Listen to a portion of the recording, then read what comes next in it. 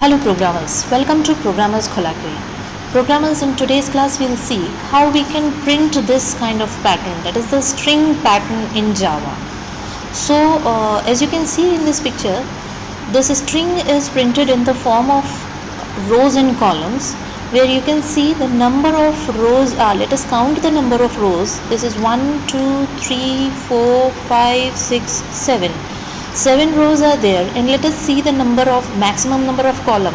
So the maximum number of column is at the last row, so which is 1, 2, 3, 4, 5, 6 and 7. So we can make it out that number of rows is equal to number of columns we'll take, and whenever we want to print something in the form of rows and columns, we have to use nested for loop, first of all. And second thing is, as it is a string, so we have to use certain functions, like we can use character add function to get the character. The function is char at.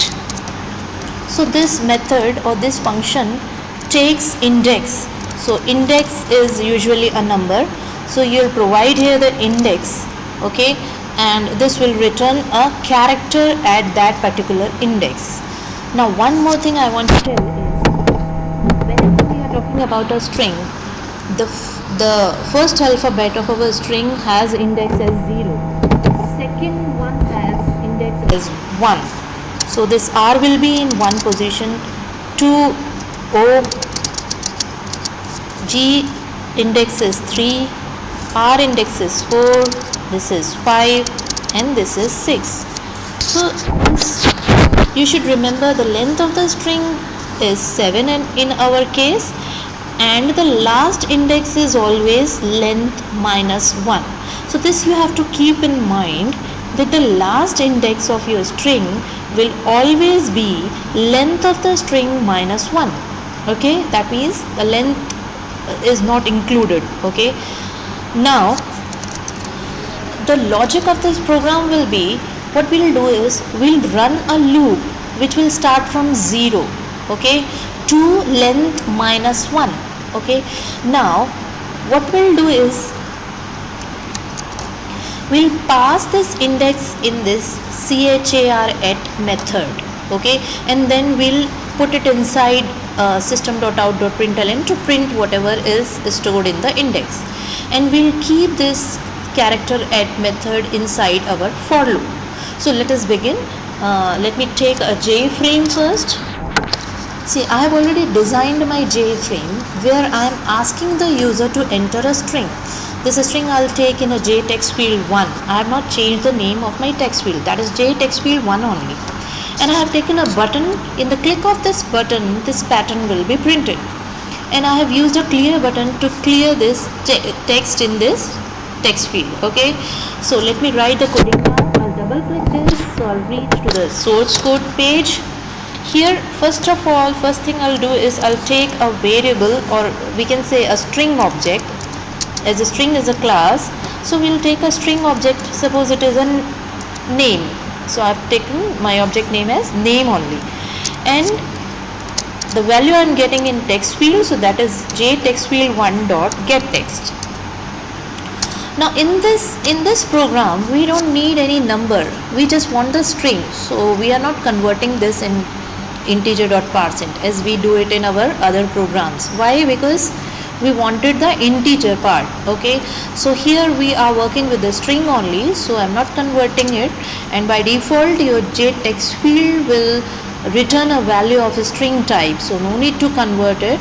We have just declared a variable of string type, or we can say object of a string type, and then we have taken that value in that object. Okay, now as I said, I'll run a loop. Now how to run a loop is, I'll declare a variable, and as I have already told you that whenever you want to print something in the form of rows and columns, you have to take a nested for loop. Okay, now the outer for loop will always be for the rows, to print the rows, and inner for loop is to print the columns.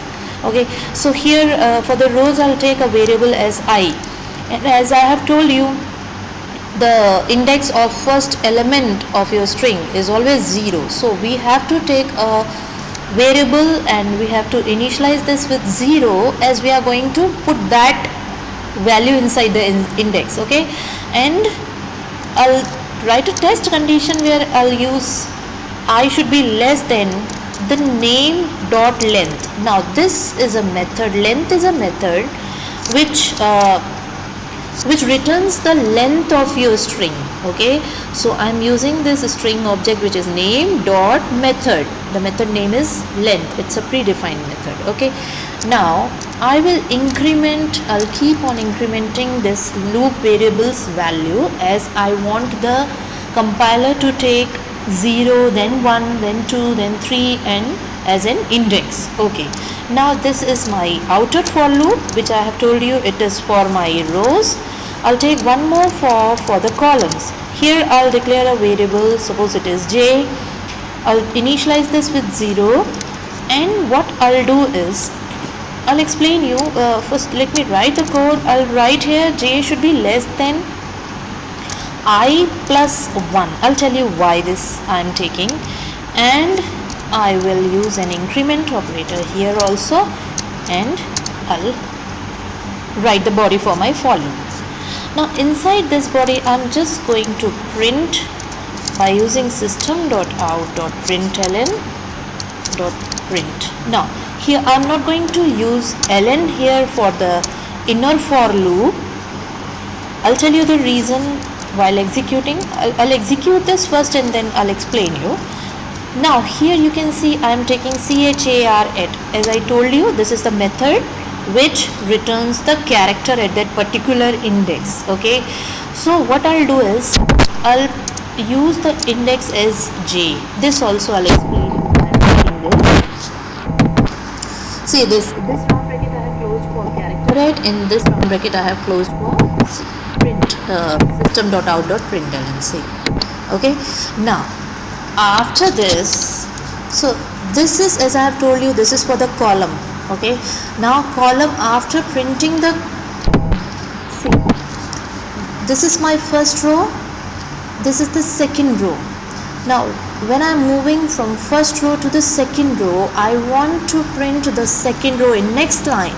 Okay, so I am using here system.out.println with empty parentheses, as I am not using any argument here. I just want the cursor to move to the next line. Okay, so here I'll use println and that's all. So let me save this and let me run this. So it's asking for the string, so I'll put here shivala, that's my name, and when I use this, as you can see, it is printed as sh. This is the way. Now I want to write write coding for this clear button also, and one more thing I'll do is I'll put a space in between. Okay, so here I'll do concatenation operator and then I'll use a space here, and write for my clear button as well. So text field, I'll clear this. I'll use here j text field 1 dot set text will set the text, and I'll just use double quotes. Okay, just save this and run this. I'll write here Shivala. Now you can see there is a space added in this. Okay, let me clear this. I will print one more thing, program, program. So as you can see, in our first row there is only one alphabet printed. In our second row there are two alphabets printed, three. Okay, so how this is running? Let us try to understand this. First of all, I am taking the value from the user here. Okay, now in this line what I am doing is I am running the loop from 0 to name dot length. Now as we can count, the number of element in our case was, it was 7, and the first element is in index 0 and the last one is length minus 1, that is length should not be included. That is why I have started, because I want the starting index as 0, and I have used name dot length. This will return, suppose 7, it will return. Less than 7 means 6. Okay, so I should be less than 7, so I want from 0 to 6. Okay, now here let me write, this is 0 index, and this one I less than 6, I less than 7, which is 6. Okay, now let us go to our inner loop. J is starting from 0 and j is less than I. J is less than I. What means this? In our first case, j less than 0. Okay, so see this, if I have not used here I plus 1, then what would have happened? I's value is 0 in our first one. So j less than 0, j's value is 0. Is 0 less than 0? So the condition will become false and it will not enter in this. So that is why I have written here I plus 1. Okay, now j's value, in first run j's value will be 0, and what we are doing is we are printing character at 0. So at 0 character, what is there? We have seen it already. At 0 character we have p. So p is printed. Now after this it will again go and check is 0